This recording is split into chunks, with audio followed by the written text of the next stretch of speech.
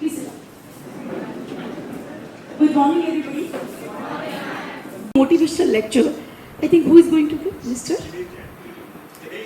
Dinesh Jain. Mr. Dinesh Jain is going to give a motivational lecture today, and he is our alumni. Now he is going to tell you about his life, कि कैसे उन्होंने क्या क्या किया और कैसे आगे बढ़े. तो आपको उससे बहुत I hope will be highly motivated.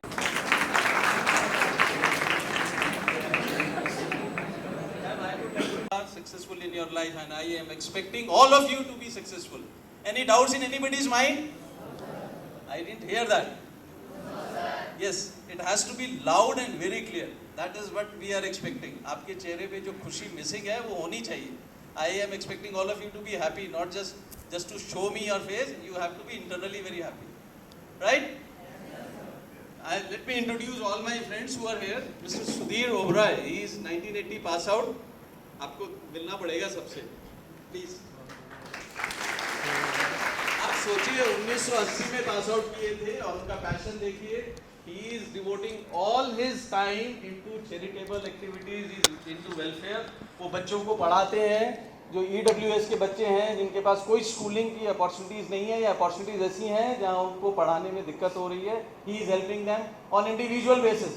He is spending more than 3 days in educating those school going children. Mr. Deepak Dua, इनसे आप मिल चुके हैं. लास्ट टाइम इन्होंने आपको थोड़ा सा मोटिवेशनल टॉक दिया था. और आज के हमारे स्पीकर हैं मिस्टर दिनेश जैन. इनके बारे में मुझे बहुत कुछ कहना है. He has spent 12 long years. आप सबको शायद ये अपॉर्चुनिटी अब नहीं मिलती है ना. अब आप लोग 7 साल पढ़ते हैं स्कूल में, because you join the school in 6th standard. अभी इन्होंने 1st से 12th तक इसी स्कूल में, जब ये बिल्डिंग का एक पोर्शन नहीं था तब से स्कूल में ये पढ़े हैं. And he will tell you how much passionate he is about the schooling in the school. And he is a great soul. He is into lot of charitable activities. वो खुद बताएंगे आपको अपने लिए. मैडम से अभी डिस्कस भी किया उन्होंने, वो क्या एक्टिविटीज़ करते हैं. Dheeraj is pretty younger. He is 89 batch and he is active, very very active. आपके हर एक्टिविटीज़ में he is number one. He is coming here regularly and he is playing a silent role. We have a newcomer today, Ajay Gupta. Am I right? Ajay Sharma. I'm so sorry. He is going to play a vital role and I am expecting more participation from him. Mr. Sudarshan, he is the secretary of the Alumni Association. आप इनको बोल नहीं सकते हैं because of the peculiarity. वो अपना hat हमेशा लगा के रखते हैं, so nobody can miss him. He has been a great inspiration for all of us. He is very senior, 80 pass out. Mr. Vivek Sharma, मेरे पास words बहुत कम रहेंगे इनको appreciate करने के लिए. He is the biggest force behind this event. It was his idea. He has been helping. He has been talking on electronic media. He is calling up people, generating funds for the event and for the organization. I would expect you to give a big round of applause for him again. He is really a very big force behind all this. Mr. Sandeep Gupta, he is 87 pass out. He is the treasurer who is handling the accounts for you. He is generating all the funds for you and he is again a silent worker. Thank you, Sandeep. Thank you. And I would like to tell you only 2 things. आप participate कीजिए, strongly participate कीजिए. ये platform, ये discussions, ये opportunities आपको life में school से जाने के बाद कम मिलेंगी. बिलीव मी, ये आपकी एक तरह से एक ईजी अपॉर्चुनिटी है जिसके लिए आपको कोई स्ट्रगल नहीं करना है. It is easily accessible to you. आपके टीचर्स, आपके फ्रेंड्स, आपके आज के मोटिवेशनल टॉक ये चाहते हैं कि आप लोग लाइफ में बहुत अच्छा करें. उसको करने के लिए आपको पार्टिसिपेट करना पड़ेगा. We are there to help you, assist you. Teachers are there to guide you, but you have to have some feeling in your self. आपको सोचना पड़ेगा, I need it, I need to be there. अगर आप ये सोचेंगे नहीं, आप पीछे रह जाएंगे. And we don't expect that. We are here to help you to rise in your life. Please over to mister Dinesh Jain. Thank you. Welcome. Thank you Ajay. आज नाश्ता नहीं किया है शायद. सबसे अच्छा क्या लगता है? हाँ, किसी भी बच्चे को सबसे अच्छा क्या लगता है? मेरे ख्याल से सुनाई दे रहा है सबको. चलेगा? सबसे अच्छा क्या लगता है बच्चों को? हाँ, क्या अच्छा लगता है? सॉरी, सोना। चलो ठीक है, मेरे को लगता है एक बहुत अच्छा लगता है, मेरे को तो बहुत अच्छा लगता था कि कोई गिफ्ट मिल जाए फ्री में, होना चाहिए ना। तो एक कोई वॉलंटियर आएगा मेरे सामने, कोई एक, एनी वन कैन कम, कोई स्टूडेंट, आ जाओ बच्चे।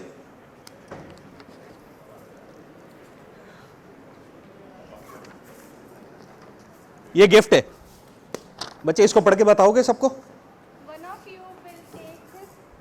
One of you will take this gift in next 30 minutes. Hindi में भी बता दो। आप में से एक बच्चा अगले 30 मिनट में यह उपहार लेकर जाएगा।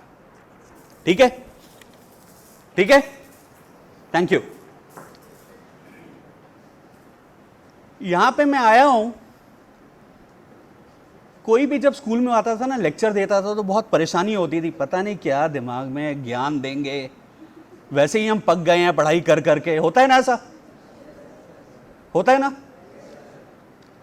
मैं आज सिर्फ कहानी सुनाऊंगा आपको, कोई ज्ञान नहीं है, कहानी है। इस स्कूल में आज से 45 साल पहले 5 सितंबर 1973 को, जहां मैं खड़ा हूं यहां से 20 फुट दूर, हॉल के दूसरी तरफ,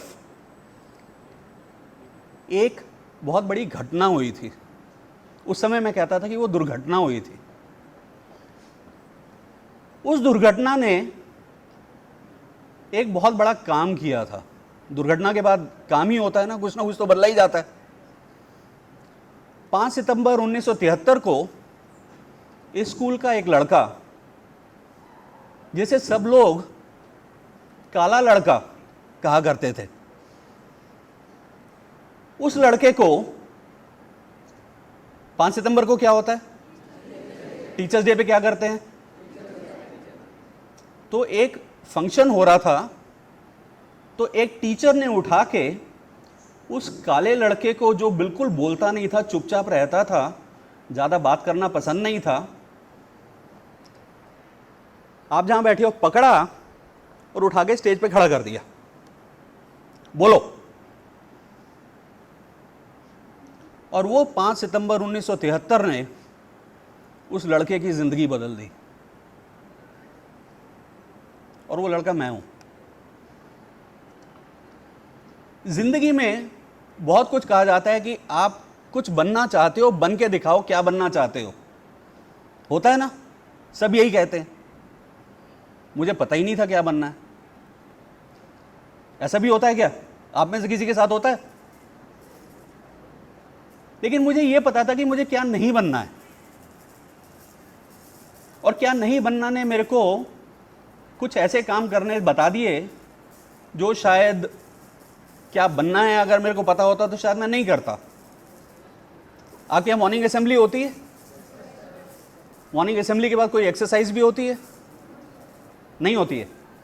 हमारे टाइम में मॉर्निंग असेंबली के बाद एक एक्सरसाइज हुआ करती थी, रूटीन हुआ करता था, और मैं बहुत लेज़ी था, मेरे को एक्सरसाइज करना बिल्कुल पसंद नहीं था। तो मैंने कहा कि ये इस एक्सरसाइज से मैं कैसे बच सकता हूँ, ठीक है ना, अच्छी तो लगती नहीं है। अब एक्सरसाइज से बचने का क्या तरीका है? 2 तरीके थे। या तो स्पोर्ट्स वाले हैं, उन दिनों में जब असेंबली होती थी स्पोर्ट्स की प्रैक्टिस किया करते थे, करेक्ट। लेकिन स्पोर्ट्स में तो फिर एक्सरसाइज से भी ज़्यादा मेहनत करनी पड़ेगी, तो क्या रास्ता बचा था मेरे पास? हाँ जी, रोज रोज बीमार भी नहीं पड़ सकते ना, कि तबीयत खराब है मैं क्लास में बैठ जाऊंगा, हो सकता है ऐसा? फिर क्या करें? कुछ क्रिएटिव आइडिया बताओ। लेट आओ, वो तो फिर भैया क्लास के बाहर खड़े हो जाओ, घर चले जाओ, वो भी एक आध दिन हो सकता है। एक बड़ा अच्छा आइडिया आया मुझे। मैंने ये देखा कि जब असेंबली हो रही होती है तो कुछ 10-12 बच्चे सामने खड़े रहते हैं।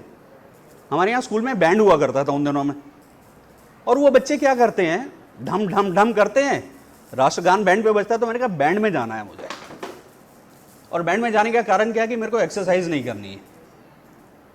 तो मैं बैंड में चला गया, तो बैंड बजाना शुरू कर दिया। अब मेरी क्लास में बहुत सारे बच्चे ऐसे थे जो स्पोर्ट्स में बहुत अच्छा करते थे। उनमें से कुछ यहाँ स्टेट लेवल के प्लेयर हुआ करते थे। एक हमारे यहाँ बैठे हुए हैं सुधीर ओबरॉय। तो बड़ी इनसे मेरे को ना जलन होती थी कि ये तो इतना अच्छा काम करते हैं, तो मैं कैसे करूं, लेकिन मैं वो तो कर नहीं सकता वो जो करते हैं। क्या किया जाए?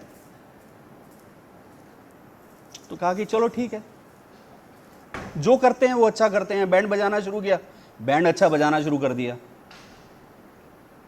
उसके बाद हमारे स्कूल में बहुत एक्टिविटीज़ होती थी। एक रेडियो बनाना सीख लिया। हमारे यहाँ एक रेडियो लैब हुआ करती थी फर्स्ट फ्लोर पे। उसके बाद कहा कि अब स्कूल से बंक कुछ लोग करते थे, हम बंक नहीं करते थे, लेकिन बंक करने की इच्छा भी होती थी। होती है कि नहीं? मेरे को मालूम है टीचर बैठे हैं। तो हमने कहा कि अब जैसे एक्सरसाइज से बचने का रास्ता निकाला था, तो बंक करने का रास्ता भी निकाला जाए ऑफिशियली। है कोई तरीका? सोचो, कोई तरीका है?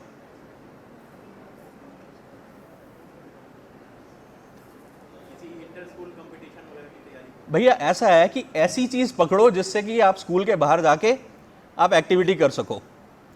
तो वो 5 सितंबर 1973 को जो काम हुआ था वो मेरे बहुत काम आया।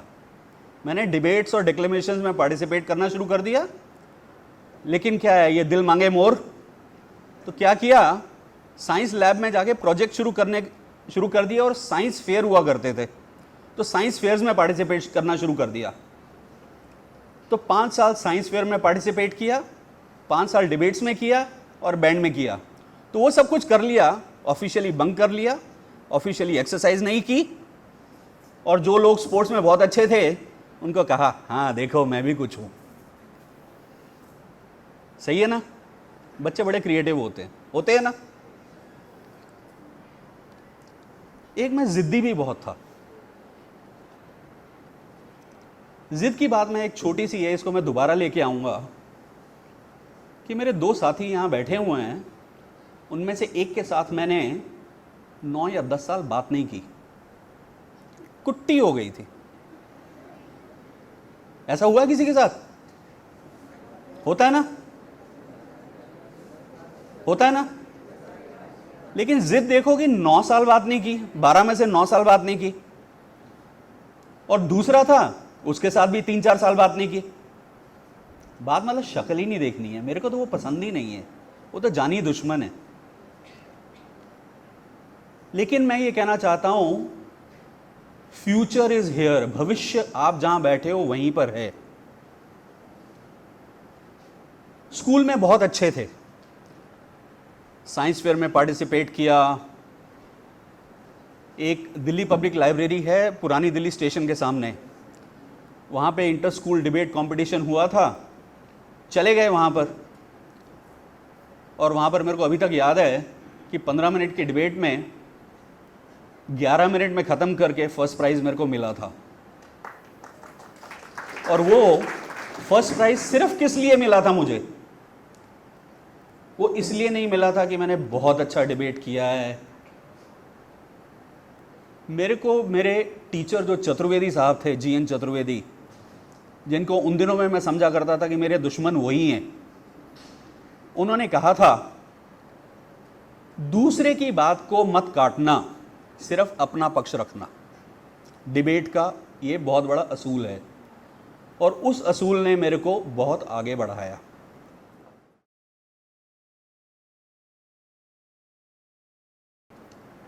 ठीक है, नंबर भी अच्छे आ गए। सोचा था डॉक्टर बनेंगे, शायद एक ही इच्छा थी जो कहा था कि बनेंगे। 10वीं 11वीं में डिसाइड किया डॉक्टर बनेंगे। लेकिन आपको जो बताया है कि मैं डॉक्टर नहीं बना। प्लान ए नहीं प्लान बी होना चाहिए ना। सब कहते हैं प्लान ए नहीं प्लान बी होना चाहिए। तो मैं आपको बताता हूँ मेरा प्लान बी क्या था। 12वीं के बाद मैंने MBBS का एंट्रेंस एग्ज़ाम दिया, नहीं हुआ। इंजीनियरिंग कॉलेज में एडमिशन मिल रही थी, इंजीनियरिंग नहीं करनी है, चलो दिल्ली यूनिवर्सिटी में एडमिशन लेते हैं, हंसराज में बीएससी जनरल कोर्स लिया। हर कोई कहता है ऑनर्स करनी चाहिए, ऑनर्स अच्छी होती है। मैंने कहा नहीं, मेरे को जनरल में एडमिशन लेना है कि उसमें ना अगले साल एमबीबीएस का हो जाएगा। ठीक है ना, एक साल बाद हो जाए तो हो जाए, क्या फ़र्क पड़ता है, एक साल चला जाएगा। लेकिन मैं बहुत समझदार था, मैंने कहा एक प्लान बी होना चाहिए।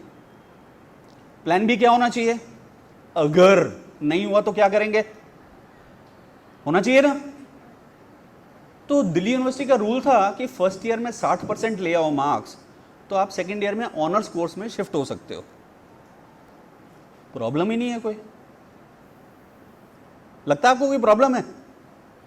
नहीं है ना। जहां सोचते हो प्रॉब्लम नहीं है वहीं खड़ी हो जाती है।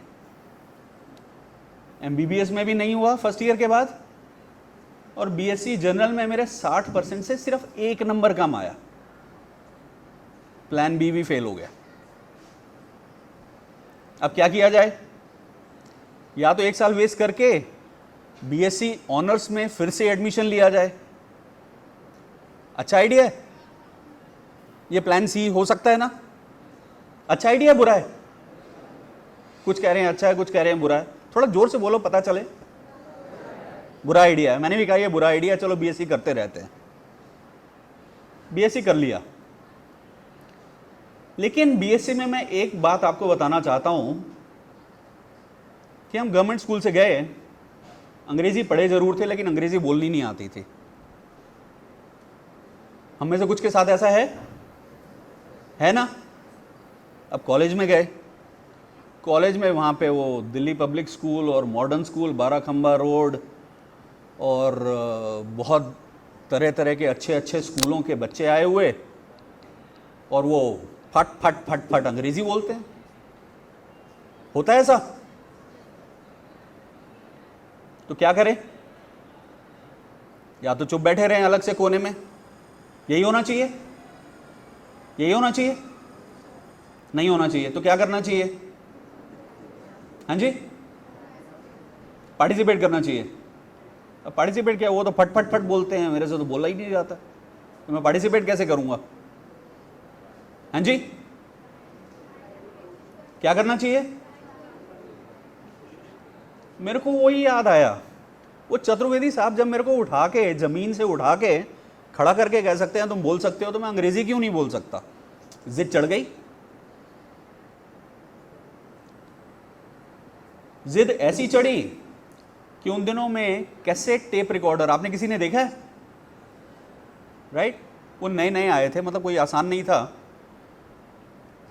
तो कॉलेज जाना 4 घंटे 5 घंटे, और दिन में 4 घंटे अखबार लेके पढ़ना, कैसेट में रिकॉर्ड करना अंग्रेजी में, उसको सुनना और प्रैक्टिस करना, और शीशे के सामने खड़े होकर अंग्रेजी बोलना, ताकि दूसरे को भी लगे कि मैं ठीक से बोल रहा हूं कि नहीं। ये मैंने 7 महीने काम किया। हर दिन 3 घंटे कैसेट में रिकॉर्ड करके अपने आप को सुनना, अखबार पढ़ना, शीशे के सामने खड़े होकर आधा घंटा प्रैक्टिस करना। ये मेरी जिंदगी का दूसरा बहुत बड़ा बदलाव था। Now I will shift, because अब मेरे को अंग्रेजी बोलनी आ गई, तो now I will speak in English. Is that okay? You can understand very well? Am I, you can hear me well? So then what happened, after my BSc, I went and I did my MBA. So I wanted to be a doctor, could not be a doctor. I wanted to do honors, I could not do honors. So 2 failures in life. Yes, failure? Yes? But I told you something, that I was a ziddi. I was stubborn. I didn't give up. I said, okay, fine. I never had any vision of doing something great in life. My only vision was, what can I do next? What can I do next? What can I do next? There are my friends who have a clear vision what they want to do, and they have done that. But I was not like that. And I'm sharing you with my true feelings of what I went through. I did MBA, And there was a lot of attraction in those days that I want to do something in international markets. Foreign countries are very nice. They are very good. Right? So I want to do something in a foreign country. Right? India was a poor country. In those days there were shortages. After MBA, I said no, after MBA I can get a job to do business in India. Can I get a job of doing business in other countries? So there is a Government of India institute called Indian Institute of Foreign Trade. It is in Qutub Enclave. So I went and I took admission there. I said it's great. I will learn all about foreign countries and I'll work in foreign countries. After doing the course, now the question of job. I applied for jobs. Companies come to the colleges. One company came, my name not in the shortlist. Second company came, my name is not in the shortlist. Third company came, my name in the shortlist but not selected. Out of 45 students in the class, 34 got placed. Can you imagine? 34 kind of succeeded and I was the last of 11 students and still no sign of any job.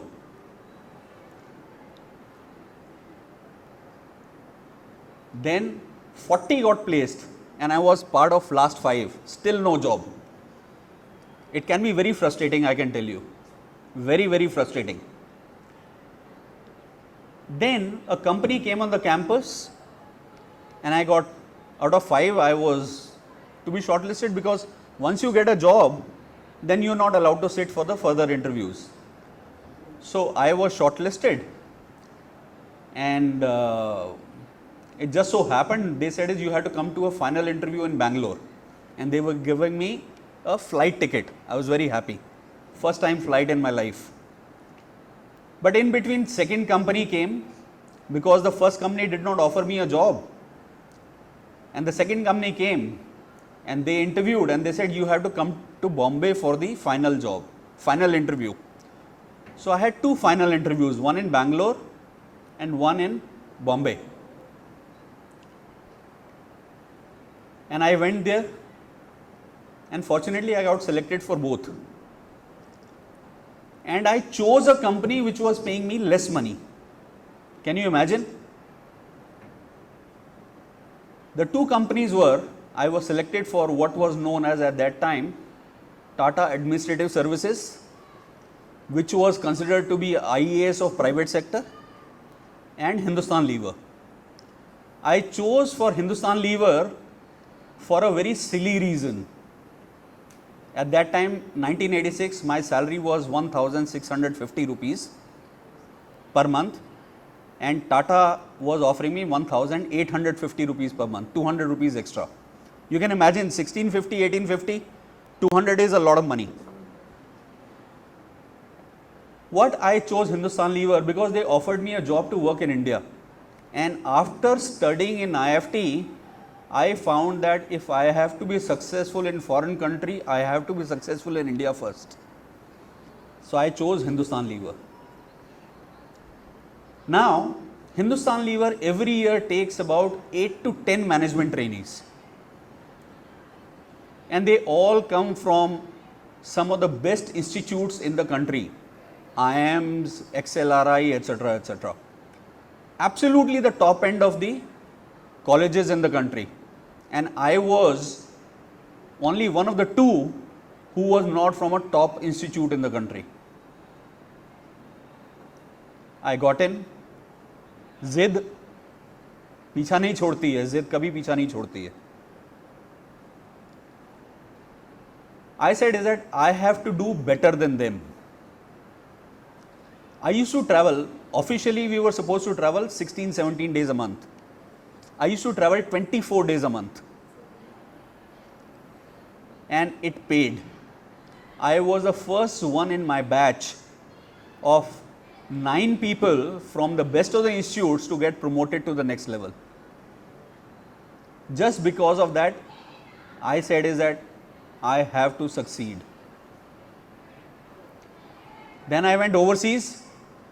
I worked in different parts of Unilever world, in the Middle East, then in Europe. Then I said nothing, I want to come back to India. And I came back to India and I was handling the business for Western region for Hindustan Lever. At that time, that business was worth 900 crore rupees of sales. And 1998, I said, it is very good, but मज़ा नहीं आ रहा है. I changed a job, got into a new company which did not even have office in India. So I started their operations in India. The company did not have office, did not have chairs, did not have tables, no employee. I was employee number one. So from selling soaps, detergents, I went to selling liquor. After that, I went to media. After that, I went to media means print, newspaper and magazine. Then I went to a television company, and then I finally got into a car company, Nissan. I became the CEO of Nissan. And after that, I said you can't get anything better. Is there anything better than that? And that's when I decided I will stop working for a company, and I started helping smaller companies as a consultant. And that is what my passion is. I work with some of the children who can't go to school. I work with some of the medical institutes who give vision to people who can't afford to buy a spectacle. And I can tell you is that this is not only my story. This school has achieved a lot. The students of this school have achieved a lot. We have IAS officers from this school. We have IRS officers from this school. We have doctors, we have engineers. We have a scientist in ISRO. You know ISRO? So we have a scientist in ISRO. We have state level players. We have journalists. We have media owners. The largest Punjabi newspaper in entire Canada is owned by an ex-student of this school. They are in Canada, they are in US, they are in Middle East, they are Far East, they are in, I think they are in Africa also. Now you remember the student I told you इसकी 9 साल मैंने उससे बात नहीं की थी, मैं school चला गया हूं तो मैं हिंदी में वापस आ गया हूं. 25 years after leaving the school, one day I was sitting in a conference and they said is that you can never forget your roots. And I remembered my root was this person. On every Saturday he used to bring puri and kale chane, and we used to eat his puri and kale chane, and he's smiling. Right? Even when we were not friends, I will not talk to him, but I'll have his puri chana. I called his, उसका पता किया मैंने, चेन्नई में उसके office में phone किया. उन्होंने कहा कि नहीं वो छुट्टी पे दिल्ली गए हुए हैं. उनसे नंबर लिया. It was a very sad moment when I caught him. 25 years later, his father had expired, and I spoke to him at that time, 25 years later. And he is one of my best friends. Trust like crazy, I can trust on him more than I can trust on anybody else. Similar thing happened. The student I did not speak for 4 years, 32 years later I met him. 32 years later, I found where he is. I went to his shop and we met like कि मतलब बिछड़े हुए भाई होते हैं ना जो मेले में खो गए होते हैं. This is what happened. So now the question is, आप क्या कर सकते हो? अंग्रेजी अच्छी बोलनी आपको नहीं आती है. शायद जो आप बनना चाहते हो वो बन नहीं पाओगे. तो क्या करोगे आप? Anybody?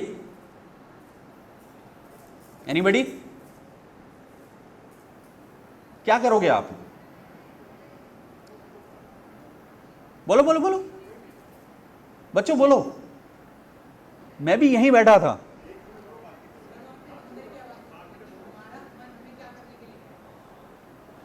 भाई साहब, अब आपको मैं जिंदगी का असल बात बताता हूं।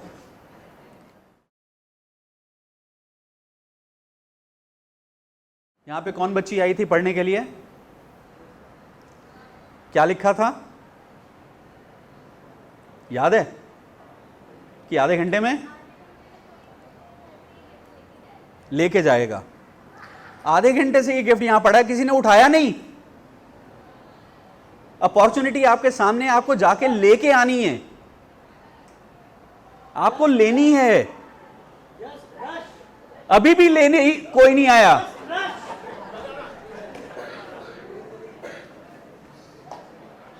जरूरी नहीं है कि आपके लिए ये, मैंने कहा था गिफ्ट है ये।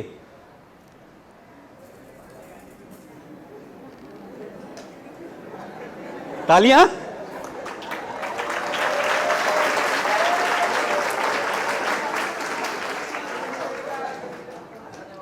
अब मैं आपसे सिर्फ 2 मिनट और लूंगा, मेरे को पता है टाइम ज्यादा हो गया है, सिर्फ 2 मिनट और लूंगा। सिर्फ पढ़ाई करने से कुछ नहीं होगा, सिर्फ पढ़ाई। पढ़ाई बहुत जरूरी है, नंबर लाना बहुत जरूरी है, चीजों के बारे में पता होना बहुत जरूरी है, लेकिन अकेला वो काफी नहीं है। अगर 2 बच्चे हैं, दोनों के नंबर सेम हैं, जितने भी हैं 80%, 70%, 90%, 95%, 95.24%, doesn't matter. Let's say there are 2 children with the same numbers. How will you choose one? How will you choose one? Thank you. बैठ जाओ। एक जैसे दोनों हैं, दोनों में से एक को चूज करना, आप कैसे करोगे? ऊंचा बोलो बच्चे। बिहेवियर से, कंपटीशन स्किल्स, एब्सोल्युटली। जब 2 चीजें बराबर होती हैं तो बराबर से मोर देन बुक्स। अभी मेरे पास 3 गिफ्ट और हैं, कौन लेगा? लेकिन उसके लिए आप सब बराबर हो, मेरे लिए सारे स्टूडेंट बराबर हो। मैं नंबर की बात नहीं करूंगा, मैं पढ़ाई की बात नहीं करूंगा, ठीक है? अब बात आ रही है कि पढ़ाई से आगे कहां है। बिल्कुल सही कहा, लेकिन इस पे मैं इतने गिफ्ट तो दे नहीं सकता। दिल्ली में 2 नदियां और हैं, कोई बता सकता है उनके नाम? एक बताएगा तो कोशिश करूंगा, लेकिन 2 बताएगा तो उसको इनाम मिल जाएगा। किसी को मालूम है दिल्ली में 2 नदियां यमुना के अलावा कौन सी हैं? ओ तेरे की, ये तो है ही नहीं, ये सवाल ही गलत है, आउट ऑफ सिलेबस है। सही है ना बच्चों? दिस इज व्हाट आई से इज कि आपको अपने अराउंड जहां पे आप हैं, आपके स्कूल के बारे में, आपके शहर के बारे में, आपके सबके बारे में पता होना चाहिए। दिल्ली में 3 नदियां हैं, और मैं गलत नहीं बोल रहा हूं, और मैं बताऊंगा तो शायद आप पहचान भी जाएंगे। पहली नदी यमुना, दूसरी नदी हिंडन, नाम सुना आपने? तीसरी नदी साहिबा, जिसके नाम पे साहिबाबाद बना हुआ है। उत्तरे की, ये तो मेरा गिफ्ट बच गया। देखा, मैं स्मार्ट हूं ना, मेरे को गिफ्ट नहीं देना था। चलो दूसरा सवाल पूछता हूं। कितने बच्चे हैं जो दिन में सीढ़ियां चढ़ते हैं घर में, अपने घर में, अपने दोस्तों के घर में, अपने रिश्तेदारों के घर में, सब चढ़ते हैं ना? अब मेरे को एक बात बताओ, दिल्ली में, मैं दिल्ली की बात कर रहा हूं, ग्राउंड से फर्स्ट या फर्स्ट से सेकंड या सेकंड से थर्ड फ्लोर जाने में कितनी सीढ़ियां चढ़नी पड़ती हैं? 16 किसी ने बोला, किसने बोला? अच्छा, और? हाँ जी, सॉरी, एक फ्लोर में? नहीं, एक मंजिल में 15, 16, 11, 14। चलो, आप रोज चढ़ते हो ना, इस बार आप गिनना, 18 होती हैं नॉर्मली, ठीक है। दूसरा गिफ्ट भी बच गया, 9 से 18, सॉरी 18, एक फ्लोर, चलो गिफ्ट टू हर। सुधीर, चलो तीसरा सवाल,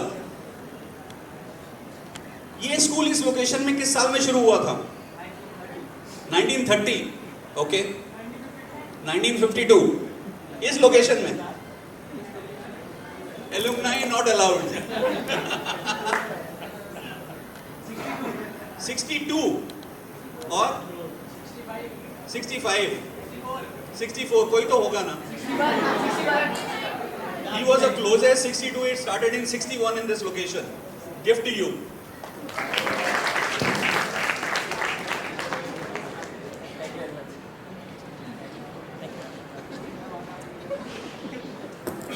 तो बस इतना ही कहना है मेरा। सेटबैक है वो जिंदगी के लेसन होते हैं। जरूरी नहीं कि जो हम चाहें वो हमें मिल जाए, लेकिन इसका मतलब ये नहीं है कि हमें कुछ नहीं मिला।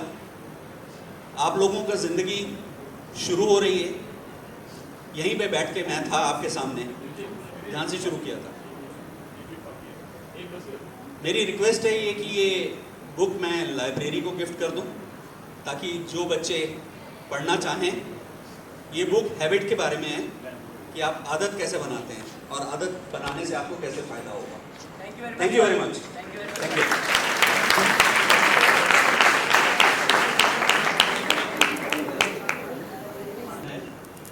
Have learned seeing them. He used to be in 12th standard. I used to study in the same school in 5th standard. We have only one thing in common. खाए आप लोगों ने कभी? आप बिलीव कीजिए, हमारे स्कूल के अंदाज़ा 20-25 साल पुराने किसी भी स्टूडेंट से आप बात कीजिए, आई एम श्योर ये शर्मा जी के ब्रेड पकौड़े सबकी फर्स्ट डिस्कशन, मतलब पहली डिस्कशन की 5 मिनट में ज़रूर ये नाम और ये ब्रेड पकौड़ा या समोसा आ जाएगा। I wish you get something similar. I wish to thank you all, wish to thank ma'am जिन्होंने ये अपॉर्चुनिटी दिया हम सब लोगों को वापस आके आपके साथ बैठने का, आपसे शेयर करने का। लेकिन हम लोगों को आज, he is a motivator, he is a real time motivator. He has been trying to invite you to for participation. I respect and I expect all of you to participate little bit more.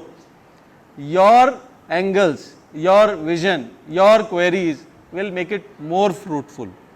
ये हम ऐसा कोशिश कर रहे हैं कि हर महीने रखेंगे। I really don't know अगले महीने आप लोगों के पास टाइम होगा नहीं होगा, कौन सी क्लास आएगी, but you are part of that school. जैसे हम लोग part of alumni हैं, आप part of school हैं, तो please speak to your friends. Tell them to be more participative. That will help you more and it will encourage us all. अगर आप participate नहीं करेंगे तो हमारा encouragement level low होगा, जो हम कभी नहीं करना चाहेंगे, right? And I would definitely like to inform you all, इस event के लिए 2 हमारे alumni हैं जो इस टाइम मौजूद नहीं हैं, जिन्होंने हम लोगों को इसको sponsor किया। Mr. Vikram Narula, I would like to give him a big round of applause, and Mr. Rajneesh Malik. Thank you so much sir.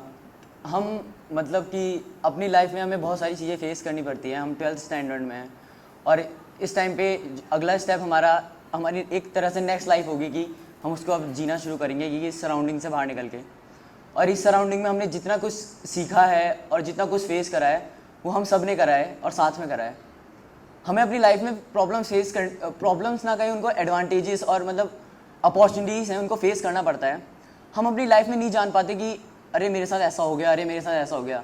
लेकिन जब हमें कोई और बताता है कि मेरी लाइफ में भी ऐसे ही होता है जैसा आपके साथ हुआ है, तब हमें उसका सॉल्यूशन ज़रूर मिल जाता है। So thank you very much sir. जैसा कि सर ने बताया कि ये यहाँ पे 12 साल पढ़े हैं, हम भी यहाँ पे फर्स्ट से ही पढ़ रहे हैं और जिन्होंने सर ने जो चीज़ें फेस करी हमने भी वही चीज़ें फेस करी हैं। जिस तरीके से सर ने जो राउंड फेस किया हमने भी वही फेस किया और आज 12th स्टैंडर्ड में खड़े होके हम भी वही बात के समझ रहे हैं जो सर ने समझी है। यहाँ के टीचर्स जो पहले भी अच्छे थे, आज भी अच्छे हैं और फ्यूचर में भी अच्छे होंगे, और उनकी सिखाई हुई गाइडेंस जो हमें आगे फ्यूचर में काम आएंगी कि हमें क्या करना है, क्या नहीं करना है, क्या स्टेप लेने हैं, क्या नहीं लेने, वो उनकी गाइडेंस से हमें मिलती है। और जो हमको करना है वो हमें अपने अपने पास रखना चाहिए, सोचना रखना चाहिए कि हमें क्या करना है। हाँ, ऐसा हो सकता है कि किसी को पता ना हो, जैसे मेरे सहपाठी ने बताया, पीयूष ने, कि उसे नहीं पता। हो सकता है मेरे पास मेरे साथ हो, भरत के साथ हो, लेकिन ऐसी सोच रखे कि Sir, your inspiration, your experience was really very good for our futures, and it will help us very more to know to do something else in our future. So I would like to say that life is a game, and we don't have to be remain means. अगर मैं सीधी भाषा में कहूँ तो life एक game की तरह है। जैसे सर ने बोला कि हमें हार नहीं मारनी। हार क्यों नहीं मारनी? तुम्हें तब तक कोई नहीं हरा सकता जब तुम खुद ही ना कह लो कि मैं हार मान गया हूँ। हारता कौन है? हारता वो है जो खुद कहता है मैं हार गया हूँ। लाइफ इज अ गेम, तुम्हें कोई हरा ही नहीं सकता यहाँ पे।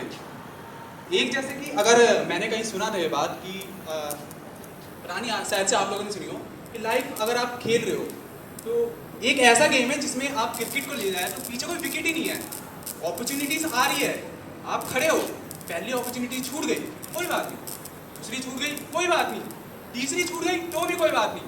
शायद से आप पे लोग हंसे लेकिन आप हारे तो नहीं हो ना, विकेट तो थी नहीं वहाँ पे, आपको कोई हरा ही नहीं सकता। और जैसे कि सर ने बोला कि हमें हार नहीं माननी क्योंकि miracles always happen at the last, at the end of the game. हमेशा चमत्कार होते हैं, हमें खड़े रहना है क्योंकि कहीं जो भी चीज़ होगी जरूरी नहीं है कि वो हमें उसी समय मिल जाए। Miracles always happen at the end, and no one can defeat you until you choose to be defeated by someone. So it is my concern to all of you not to be defeated by anyone, because you are the future of India. You can change our India. You are the future of India, and only you can make our nation proud. Make what do you call super nation. Sorry. Exactly. Thank you so much. Thank you so much for great time. Talk with you.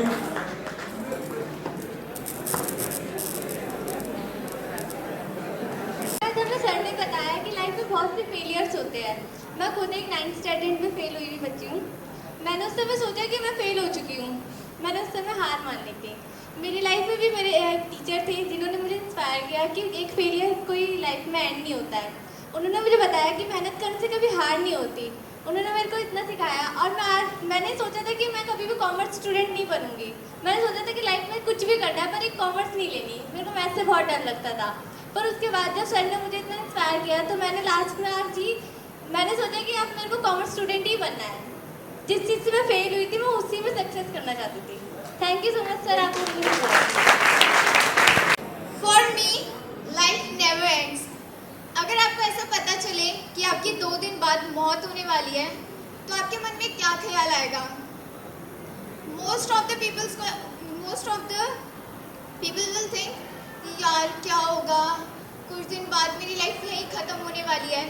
लेकिन मेरा मानना है कि जिस दिन आपकी life ख़त्म होने वाली हो ना, आपके मन में वो ख्याल हो कि मेरी लाइफ बहुत अच्छी थी, जो मैंने करना चाहा मैंने वो सब कुछ किया। ये बहुत मतलब कि अगर आप मरने वाले हो ना तो आपके अंदर एक सेटिस्फैक्शन हो कि मैंने जो किया वो सही किया। लाइफ में हम हर चीज़ के पीछे भागते रहते हैं, ये करना है, वो करना है, ये भी करना है, ये भी करना है, इतना स्ट्रेस लेते हैं। बट लाइफ जो होती है ना रियल, वो कभी हम उसके बारे में सोचते ही नहीं है। अगर हमारे साथ कुछ बुरा हो रहा है ना, हर टाइम हमारे मन में आता है कि यार हम क्यों, मेरे साथ ऐसा क्यों हुआ। बट ये सब सोचने का कोई फ़ायदा नहीं है, क्योंकि जब भी आपके साथ कुछ बुरा हो रहा है ना, दैट मीन्स आप ग्रो करने वाले हो। जब भी बुरा हो रहा है आपके साथ कुछ बहुत बड़ा होने वाला है, जिसकी वजह से आपके साथ आज ये सब हो रहा है। एक लड़की है, उसने स्टोरी सुनाई थी कि उसका लीवर फेल हो चुका था, किडनी फेल हो चुकी थी दोनों। उसका रोज़ डायलिसिस होता था, बट वो इतना पेनफुल होता है ना कि लोग बर्दाश्त नहीं कर पाते थे। तो ये बताती कि उसके साथ वाले बेड का जो पेशेंट था ना, उसने इस डायलिसिस के पेन से रिलीफ पाने के लिए ना उसने सुसाइड कर लिया। वो बहुत ऊंची मंजिल से कूद गया। कूदने के बाद क्या हुआ, उसके पैर कट गए, लेकिन डायलिसिस अब भी हो रहा है। फायदा क्या हुआ कूदने का? अब वो एक तरफ ये सोचती है, उसे पता है कि मेरी लाइफ कभी भी ख़त्म हो सकती है, कभी भी कुछ भी हो सकता है। तो उसने कभी ये नहीं सोचा कि यार ये पेन हो रहा है, ये वो। हमारी लाइफ में जो पेन है ना, हमें ऐसा लगता है कि हमारी लाइफ में जो पेन है वो ही सब कुछ है, हमारे ऊपर कितनी बड़ी आफत आ गई है, लेकिन जो और लोग हैं उनकी लाइफ में हमसे कहीं ज़्यादा पेन है। उसने अपनी लाइफ को इस तरीके से जीना शुरू करा कि मैं जिस मोमेंट में हूँ ना, मैं उस मोमेंट को खुल के जीऊँ, जो भी काम कर रही हूँ उसमें अपना 100% डालूँ, ताकि कभी कुछ भी हो ना तो मेरे मन में हमेशा एक सेटिस्फेक्शन हो कि हाँ, मेरे को जो करना था मैंने कर लिया, मेरी लाइफ खत्म हुई लेकिन मेरे सेटिस्फेक्शन से हुई। I am happy with my life and I live my life fully.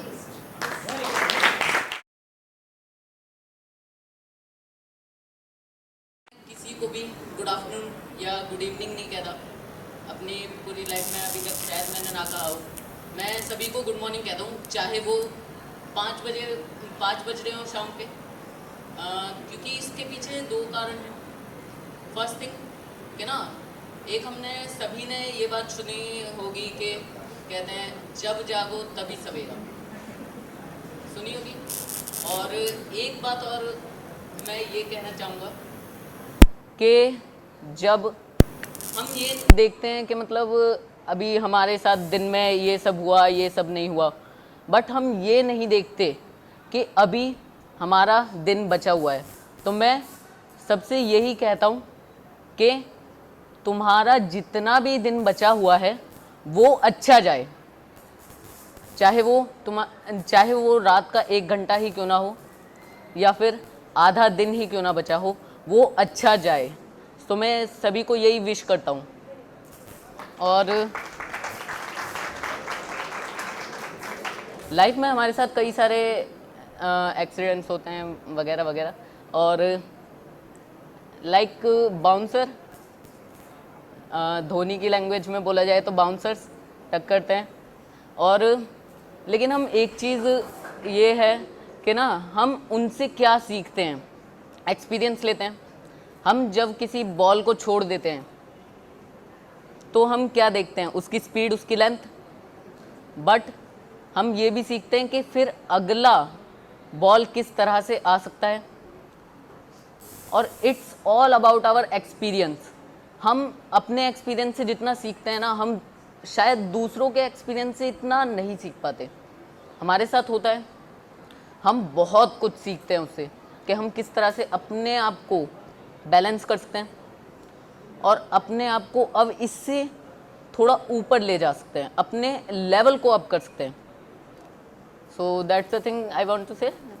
Thank you sir. मैंने स्पीच देखी है मोटिवेशन से, मैं आपसे बहुत इंस्पायर्ड हूँ। मेरे साथ भी है, मुझे नहीं पता क्या करना है। सर, बंदे बोलते हैं कि अपने पैशन को फॉलो करो। सर, मैंने अपनी लाइफ में नोटिस करा है, मेरे पैशन जो है ना बहुत टेम्परेरी हैं। मुझे केमिस्ट्री पढ़ना अच्छा लगता है, फिजिक्स पढ़ाना अच्छा लगता है, टीचर बन जाऊँ, डॉक्टर बन जाऊँ। चाचा का लड़का इंजीनियरिंग में बहुत पैसा है, इंजीनियर बन जाऊँ। तो सर मैं कंफ्यूज हूँ।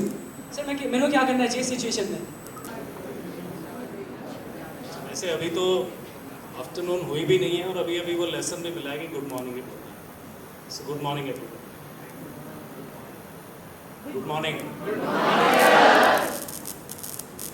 ये जो इसने सवाल पूछा, ये आज की जनरेशन के सामने बहुत बड़ा सवाल है। जो पैशन है, क्या मैं उसी को अपना प्रोफेशन बनाऊं? क्योंकि पैशन तो थोड़े थोड़े दिनों में बदलता है। मैं इसका जवाब देने की कोशिश करूंगा। हो सकता है जवाब परफेक्ट नहीं हो, लेकिन जो मेरी अपनी थ्योरी है, जो मैंने अपनी लाइफ में और अपने बच्चों के साथ फॉलो करी है, उसके ज़रिए आपको इसकी बात का जवाब देने की कोशिश करता हूँ। ये पैशन को प्रोफेशन बनाने वाला जो फैशन है, ये सबसे ज़्यादा फिल्म 3 इडियट्स के बाद आया। ठीक कह रहा हूँ? 3 इडियट्स ने बच्चों की भी थिंकिंग बदल दी और बड़ों की भी थिंकिंग बदल दी कि जो पैशन है बस उसी को चेस करो। ये थ्योरी वैसे असली लाइफ में बहुत ज़्यादा काम नहीं आती।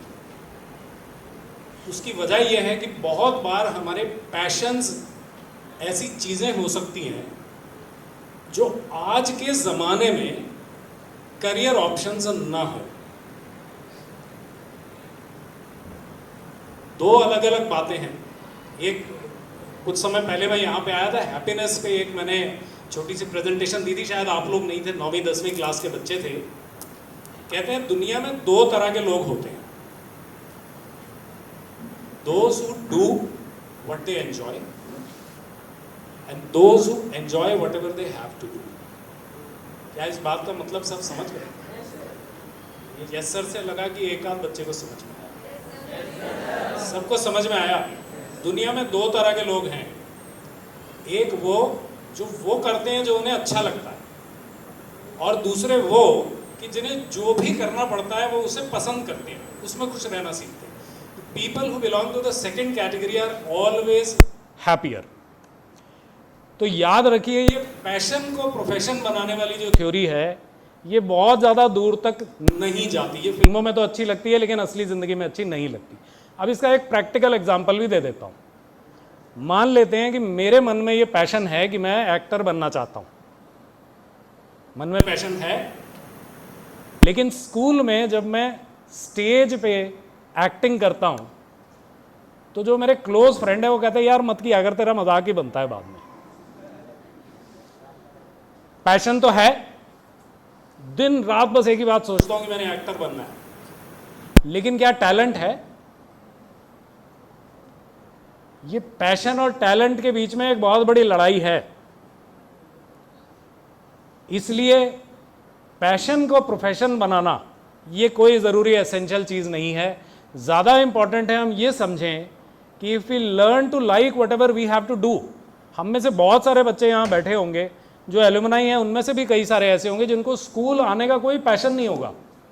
स्कूल सिर्फ इसलिए आते थे कि माँ बाप भेज देते थे, पैशन से तो नहीं आते थे, लेकिन फिर भी स्कूल आए. क्यों? क्योंकि ज़रूरी था. उसमें फिर दो तरह के लोग थे. एक वो जो स्कूल आते थे और इस बात पे परेशान रहते थे कि स्कूल आने का पैशन तो है नहीं, इसलिए मैं आ रहा हूँ तो मैं तो इससे दुखी रहूँगा. और दूसरे वो कि जब इसको करना ही पड़ रहा है तो क्यों ना इसको खुशी से किया जाए. इसलिए अगर तो आपका पैशन और आपका टैलेंट मैच करता है और कंसिस्टेंट है, आपने कहा कंसिस्टेंट नहीं है, अगर मैच करता है और कंसिस्टेंट है, यानी मान लीजिए आपको गाना गाना बहुत अच्छा लगता है, कई बरसों से गाना गाना अच्छा लग रहा है, और जब आप गाते हो तो स्कूल के सारे स्टूडेंट्स जो वो मंत्रमुग्ध रह जाते हैं, तो सीरियसली अटेम्प्ट करके देखो सिंगर बनने के बारे में.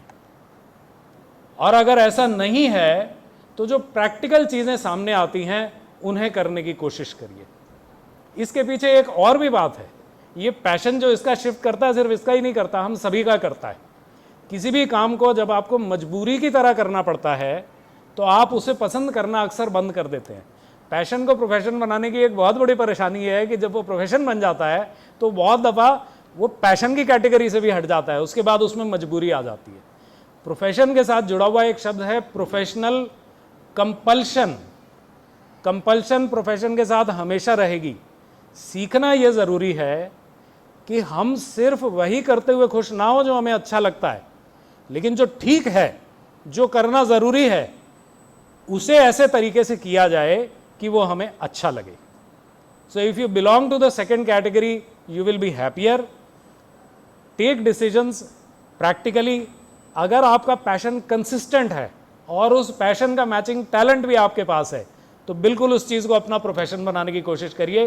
अगर ट्रांजिएंट पैशन है तो इसको भूल जाइए. हमारे स्कूल में, मैं अब नहीं जानता, पहले ये दीवारों पे ऊपर कुछ बोर्ड लगे होते थे जिस पे बड़े लोगों की कुछ लगे हुए अभी भी, तो मुझे अभी भी याद है इतने साल पहले का, मैं 1982 में यहाँ से पास आउट हुआ था, कि नीचे वाले टॉयलेट के बराबर में कहीं लिखा हुआ था कि कोट पुराना पहनो पर किताब नहीं खरीदो. अभी भी लिखा हुआ है. सारी ज़िंदगी में है, चेंज हो गए. तो यहीं पे एक और बात लिखी हुई थी जो दिनेश सर की बात से बहुत हद तक मैच करती है, और जो आपके सवाल का थोड़ा सा जवाब उसमें छिपा हुआ है. उसमें कुछ ऐसा लिखा हुआ था कि सूरज निकलने का इंतज़ार मत करो, अपने हाथ में मशाल लेके चलो तो तुम्हें अपना अगला कदम दिखाई देता रहेगा. ये सच है. हम सब की बुद्धि अलग अलग स्टेज पे जागृत होती है. 12th में कुछ बच्चे बहुत क्लियर होते हैं कि हमने लाइफ में क्या करना है, लेकिन ज़्यादातर बच्चे, ऑनेस्टली आप में से बहुत बच्चों ने यहाँ आके कहा भी, मेरी भी यही सिचुएशन थी कि 12th में ये क्लैरिटी नहीं थी आगे क्या करना है. ज़िंदगी की रफ्तार है, उसके साथ बहते चलते हैं, जो करना पड़ रहा है उसे खुशी से करें और to the best of our ability करने की कोशिश करें. ज़िंदगी हमें ठीक रास्ते पे लेके जाएगी. Thank you very much. Ma'am एक बात बोलना चाहूँगा. मैम ये मैंने नोटिस भी करा, अभी पीछे बात भी चल रही थी कि आर्ट्स वाले बच्चे तो सामने आ रहे हैं, साइंस वाले बच्चे दोस्त हैं मेरे, उनके अंदर क्वेश्चन बहुत हैं, लेकिन आ नहीं पा रहे बाहर, पता नहीं क्यों डर लग रहा है, दिल मेरा भी बहुत धक हो रहा है।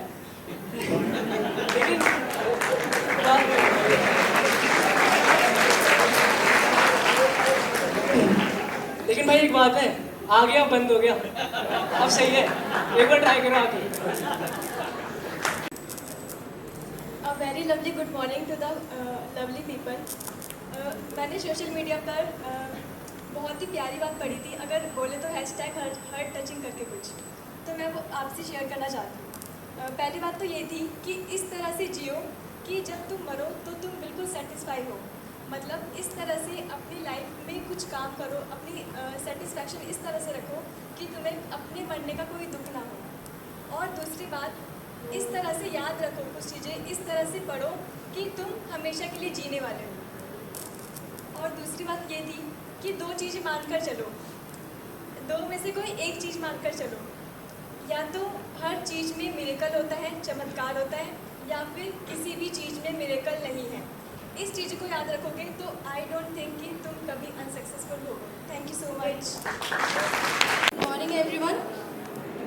जब मैं वहाँ बैठी हुई थी तो सारे मेरे फ्रेंड्स बोल रहे थे, मेरा भी मन कर रहा था बोलने का, बट जब मेरी फ्रेंड सोनल ने बोला तो मुझे ये बात बहुत जल्दी क्लिक हुई कि जब मैं when I was in 8th standard, तो मेरे एक टीचर थे कात्यायन मिश्र सर, और वो संस्कृत के टीचर थे मेरे, और उन्होंने मुझे एक बात सिखाई थी, मुझे नहीं सभी बच्चों को सिखाई थी, कि जब भी we all are from middle class families, and हम लोग इतने कोई रिच नहीं है, हम मिडिल क्लास फैमिलीज से हैं, तो हमारे एम्बिशंस भी बहुत बड़े बड़े होते हैं, लेकिन उन्होंने एक बात सिखाई थी कि जब भी तुम्हें कभी ऐसा लगे कि कभी कभी ऐसा होता है कि हम किसी दूसरे को देखते हैं कि उसके पास ये है तो मेरे पास ये क्यों नहीं है, और ये मेरे पास भी होना चाहिए था, लेकिन जब मैं जैसे घर में बैठी होती हूँ तो छोटी छोटी चीज़ों के लिए भी लगता है कि उस इंसान के पास है तो मेरे पास भी होना चाहिए। शायद वो थोड़ा फाइनेंशियल गैप भी हो सकता है इस चीज़ का, बट उस वक्त मुझे ये बात क्लिक होती है उनकी, शायद एक यही बात है जो मुझे उनकी याद है कि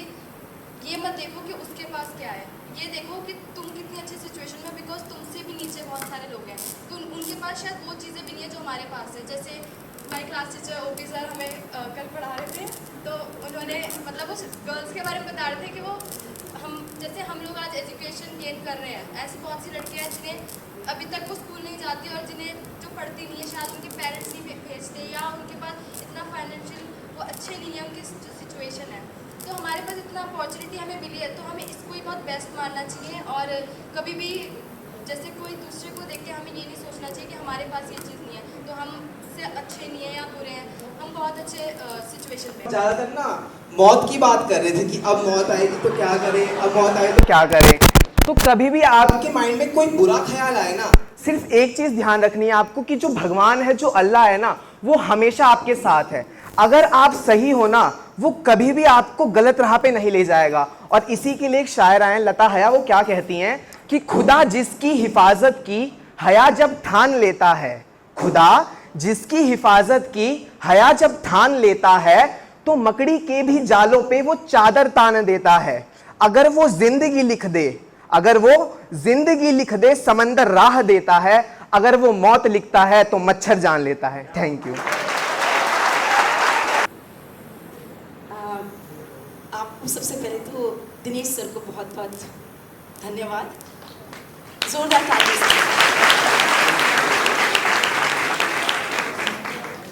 it was a very motivating speech, और आज मुझे अच्छा लगा कि हमारे स्कूल के बच्चों ने भी इंटरेक्ट किया। और बच्चों, मैं तो सिर्फ एक्चुअली 2 चीज़ें इंपॉर्टेंट थी इनकी स्पीच में, कि ज़िद्दी यानी कि आपको जो करना है उसको ठान लो और उसके पीछे पड़ जाओ, रास्ता अपने आप खुलता जाएगा। ये समझ में आई ना इस बात में? और दूसरी क्या चीज़ समझ में आई कि रास्ता आपका खुलेगा, और दूसरी चीज़ है नेवर क्विट। भी जैसे आपके फेलियर से यू शुड नेवर क्विट। तो ये 2 चीज़ें इंपॉर्टेंट थी बच्चों, और बच्चों ने बहुत अच्छी अच्छी बातें करी। मैं सिर्फ एक चीज़ कहना चाहूँगी, God is a travel agent and we are all travellers, right? And the route is already fixed, but we should do our best and leave the rest to God. So this is very very important. और यदि हम लोग इस चीज़ को follow करते हैं अपने आप को कभी जैसे क्विट तो कभी करना ही नहीं चाहिए, और यदि इस चीज़ को फॉलो करते हैं, ज़िंदगी बेटा अपने आप ही रास्ता बनता जाता है। यदि कोई प्रॉब्लम भी आती है तो ये सोचिए God is preparing us for the future. कोई ना कोई चीज़ ऐसी होती है जो कि भगवान हमें रास्ता दिखाता है। प्रॉब्लम आई है तो आपको प्रिपेयर कर रहा है कि आगे फ्यूचर में कोई प्रॉब्लम आने वाली है, उसके लिए आपको प्रिपेयर कर रहा है। तो हमेशा गॉड पे विश्वास रखिए, trust in God, trust your self, everything will be okay. Life, you will be successful in your life, and all my students will be successful in their life. Thank you, sir. Thank you, everybody. Boys. And the girls too.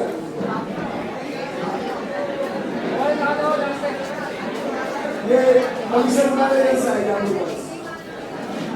Come on. Yes, sir.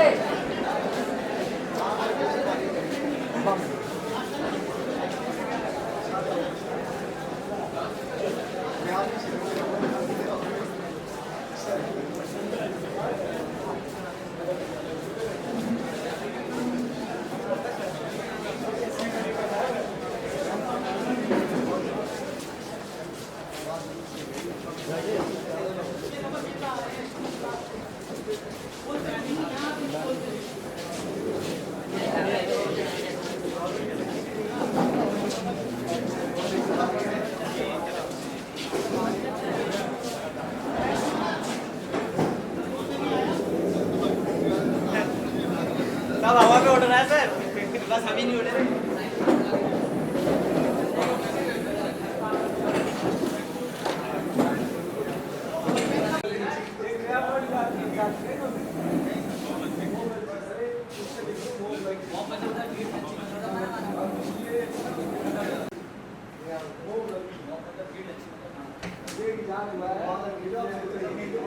आप 18 को